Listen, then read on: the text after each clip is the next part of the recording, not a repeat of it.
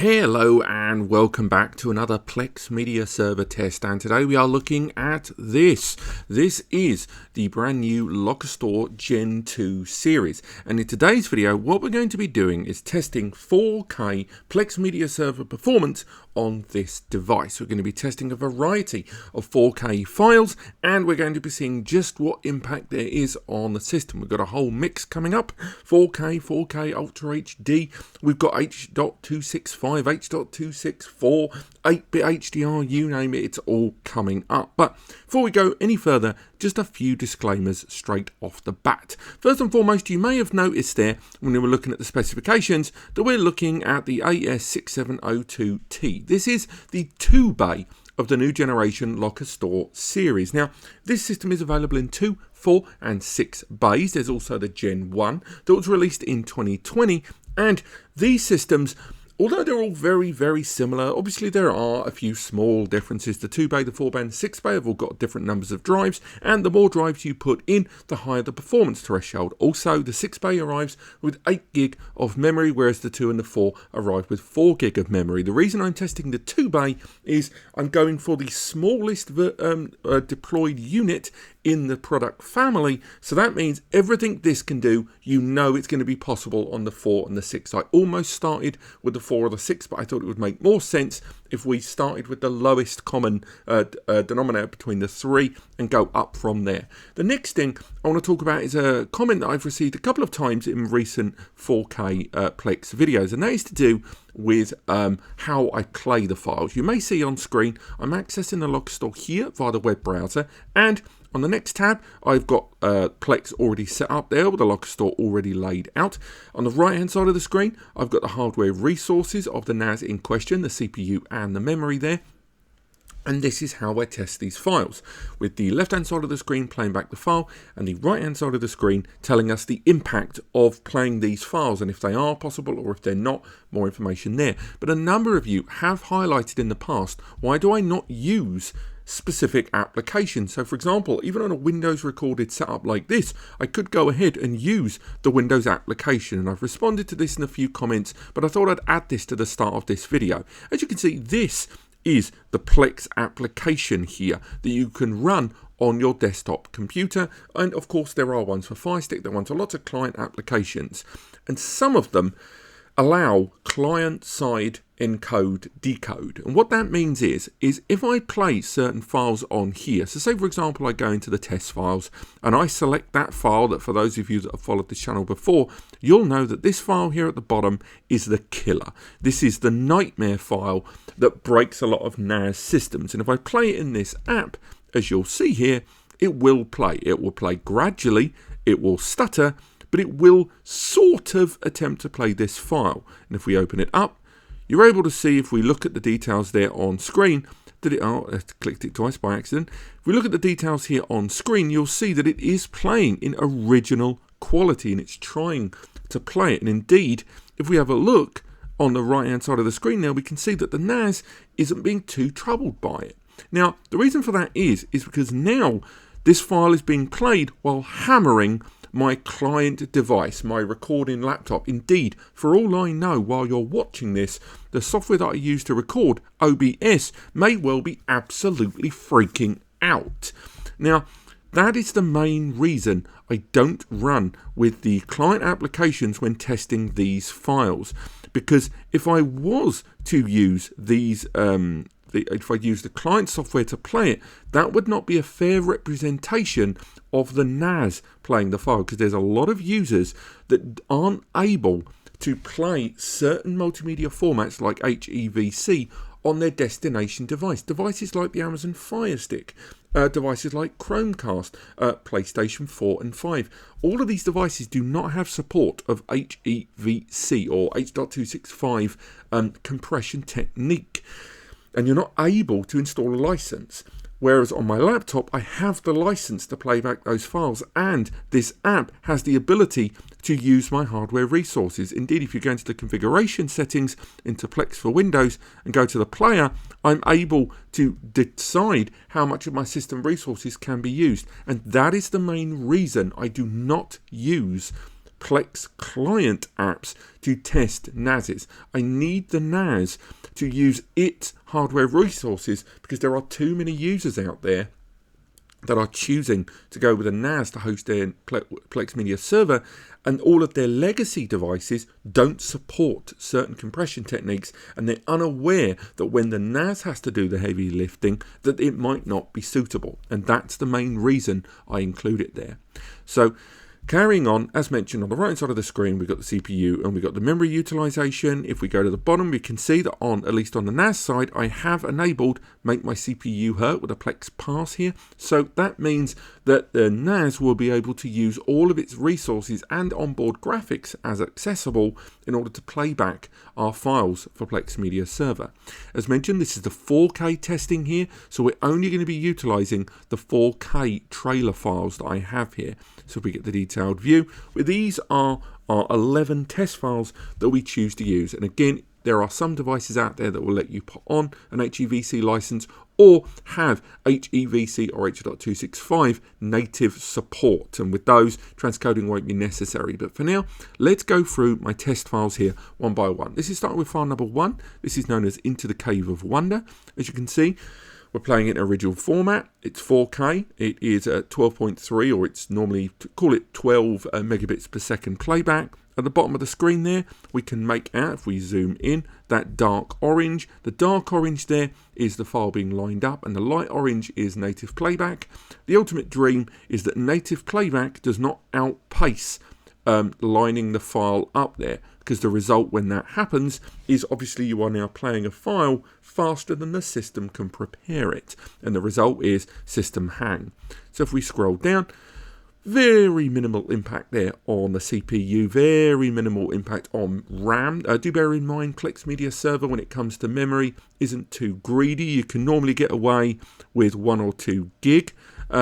On a Plex server, I'd go with 2 to 4 to be on the safe side, but almost no real notable impact or concern to worry about there.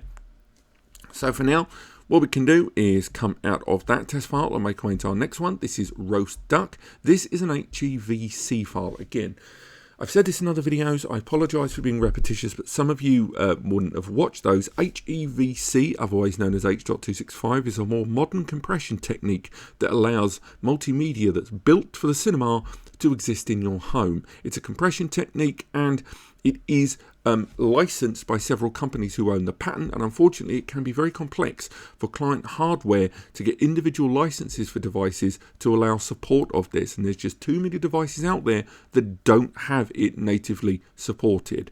Later on we'll talk about H.264, which is largely open source and freeware, so everywhere supports it, but just expect that any file that is HEVC, that is when your system's going to have to work a bit harder. So for now, let's play this file. This is an 8-bit 60 megabits per second file. This is a big old 4K Ultra HD file. Let's see the impact on our Lockerstor NAS there. And again, we'll keep an eye on the right hand side here on that CPU. This is going to be a very sharp file, and it is going to require hardware resources. You can see there immediately the CPU has had quite a substantial spike there. We're seeing a slight delay in playback. As you can see, conversion is necessary there due to the lack of support of HEVC, which is the whole reason for the test being done in this way. And we can see playback has finally started there. And it is a very crisp, sharp file. The CPU already went up to 45% for Plex Media Server usage and overall system at 55%. But as you can see there from the hang, where the file has stopped, playback has outpaced the conversion. And I'm not going to call this a success, unfortunately. So again, we'll come out of it there, and now we'll try our next file, another HEVC file. This is half the bit rate of the previous file, but it's still a 4K Ultra HD file. And again, this is HEVC, so we're going to play that one there. We're just going to give the CPU a moment to get its bearings back, and we're going to play that file now. Again, we'll open up at the bottom, conversion necessary there. And again, while it does this, do bear in mind that had we been using the PC client app, it would have probably done a better job of playing this file. It may not have been perfect, and I'm hoping to introduce some more Fire Stick and kind of client-based playback that's a little bit more relatable in the future. But right now, with the CPU inside this, the N5105, we're not seeing that playback happening too quick with that conversion. It's still trying to maintain as close to the original quality as it can while it converts into H.264. But still, nonetheless, this is quite a battle for this particular high-end 4K file. And although it is playing there, the beauty of Taiwan file, that every time I watch it makes me miss the bloody country, as we can see, playback is just so close to that of the conversion that we're seeing that hang. We're seeing a horrible orange circle there in between. Again, this isn't a tremendous surprise that the NAS of this stature would hit this wall. And if we were choosing, we could have nobbled this. If we can see, if we go into the storage area, we can see that the Lockerstor series doesn't just have those SATA storage bays, it also has those M2 NVMe bays, 4 of them in fact. And although I've installed a couple of Seagate Fire CUDA, Iron Wolf 525s inside, we could have put the media on those and played those, but that would have been a bit unfair. And instead, we are still using enterprise grade 10 TBs. So these are still pretty darn good drives in the RAID configuration they're in, but still nonetheless, you can get around some of these things using NVMe's. I just didn't think it's suitable for these tests. So, next we're going to head back into some H.264 files there, and again 16 megabit, it should play this file with almost no difficulties whatsoever. We'll open that up there. And we're going straight in, we can look at the dark orange there at the bottom, absolutely fine there as it skittles along the bottom of the screen, no problems whatsoever. We're seeing a little bit of a CPU bump there, it's hitting 18% on Plex, but overall absolutely fine. And again, we can skip forward and we're seeing there around about 1 second of delay, which is absolutely fine as we skip to and fro throughout the trailer. Very small dent, everything running fine there. Next up, we're going to go for another beastie file. This is an HEVC 10-bit file there, Ultra HD 4K 16 megabits per second, and we can go ahead and play that now. Again, this is around half of the most recent HEV file we looked at there. We open that there. Obviously, conversion has had to kick in. And this file I generally keep in because of the audio streams. Because when you reach a lot of multimedia, particularly modern 4K multimedia, particularly this high quality HEVC stuff, that's when you start to see more complex audio formats as well. And that's when the discussion around audio conversion and transcoding rears its ugly head. But as you can see, it is playing the file, but once again we are seeing that ever so slight stuttering there while it's trying to play back these HEVC files. Now, if we wanted to, we could have converted this down to 1080p if we chose. If we're using a device that doesn't have native HEVC support and is therefore reliant on the NAS to do it, you know, we can choose in those scenarios to go lower and it will play this file in HD if we convert it down. There is enough hardware oomph in there to get this job done, or at least I assume, as it there in the background does the conversion and lines things up.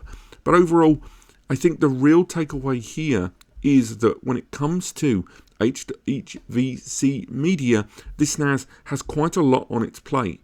And maybe this may be somewhere where you might want to look at an i3.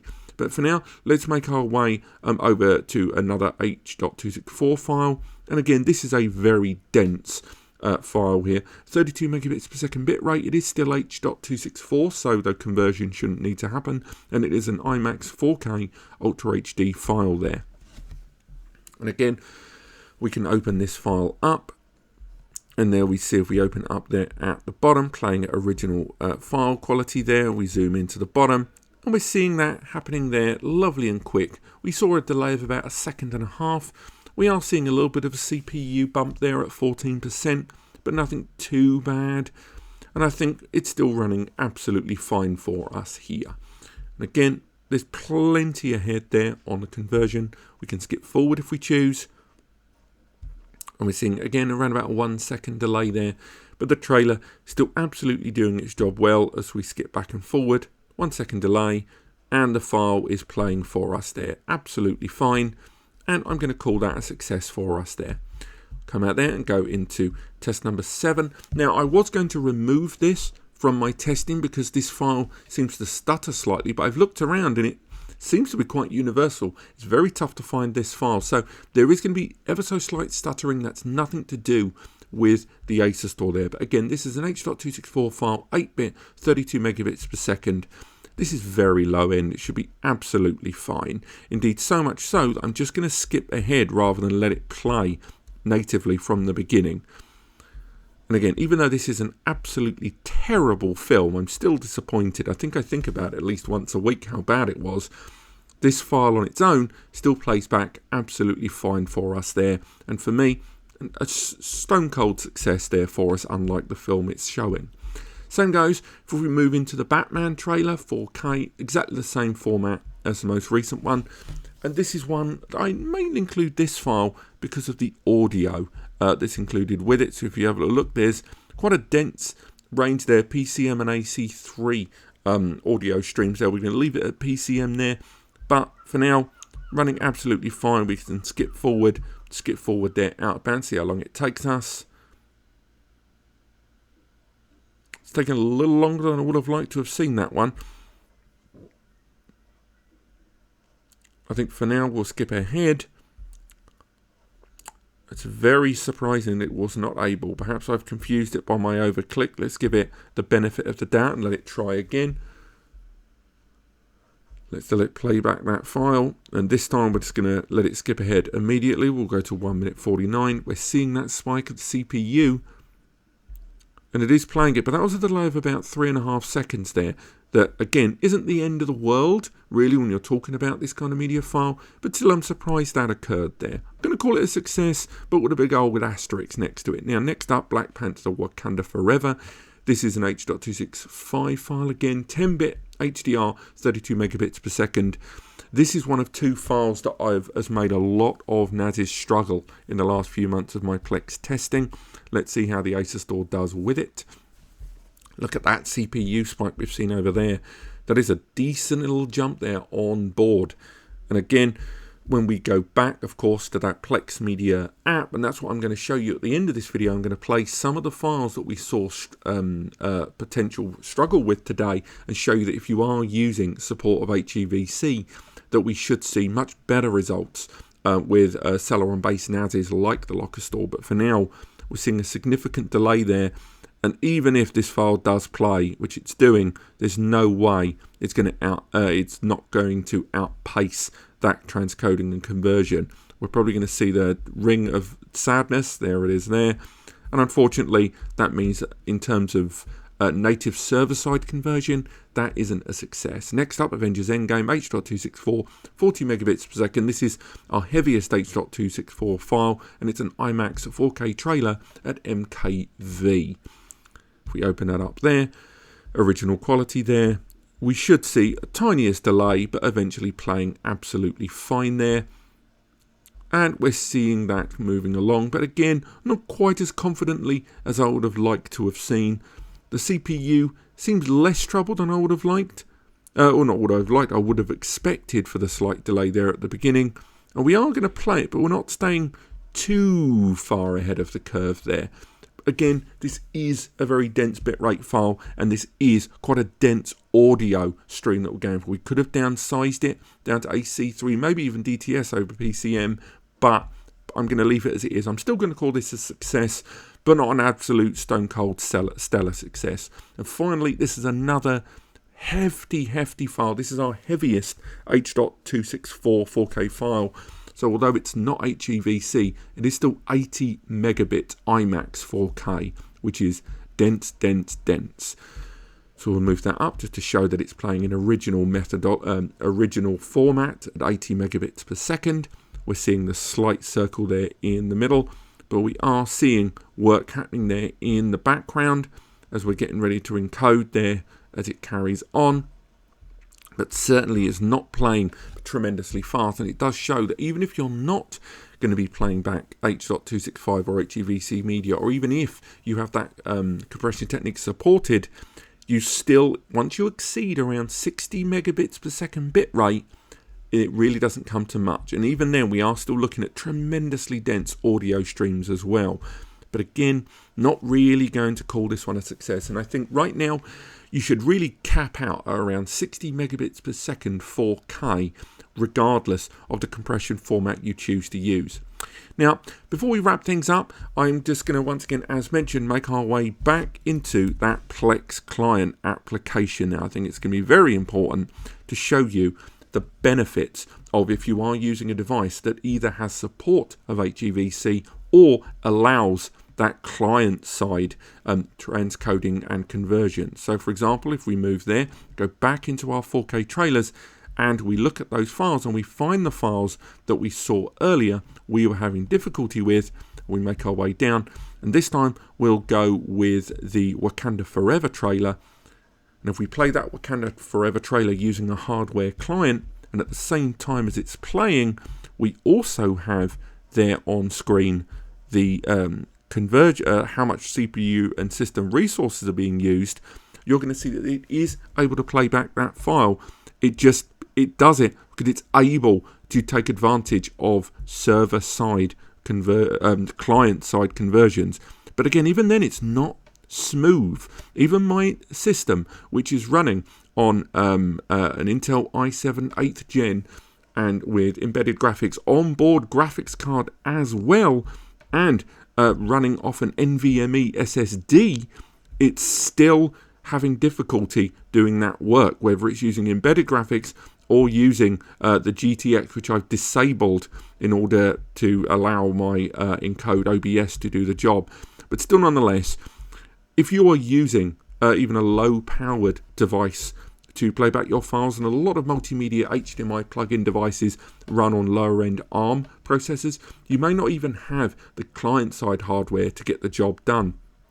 Again, let's go for one of those files that we saw delay. We'll end on the Top Gun one, but as you can see, we're here. If we go to the Beauty of Taiwan file here and we play that trailer, we're able to see playing at the original format there. We're still seeing the slight delay, which is a bottleneck being caused, remember, by my host system due to OBS also taking a big chunk out of the resources while recording this, and the NAS not really feeling the impact.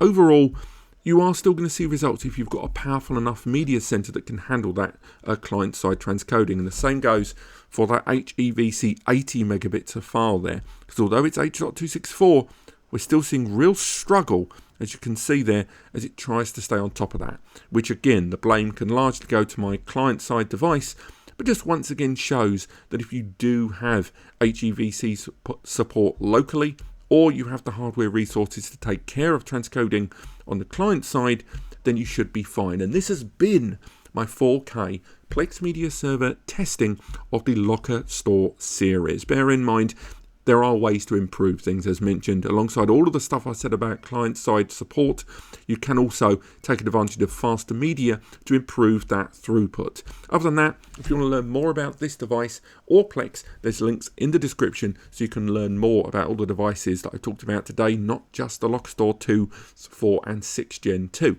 If you want to learn more, click subscribe and visit the links in the description also to the free advice section over on NASCompares and the free community forum Ask NASCompares with me, Eddie, and others that may help you with any data storage query you need, Plex or otherwise. And finally, if this video or any of my videos has helped you decide on the right NAS for you, and you are going to buy from Amazon anyway, use the links in the description to take you there. Not only because it costs you nothing extra to do so, but also it means that anything you buy, we get a kickback, and we can use that money to go right back into what we do. Only do it though if this video helped you to make that purchase and you were going to go to Amazon anyway. Other than that, thank you so much for watching, and I'll see you next time.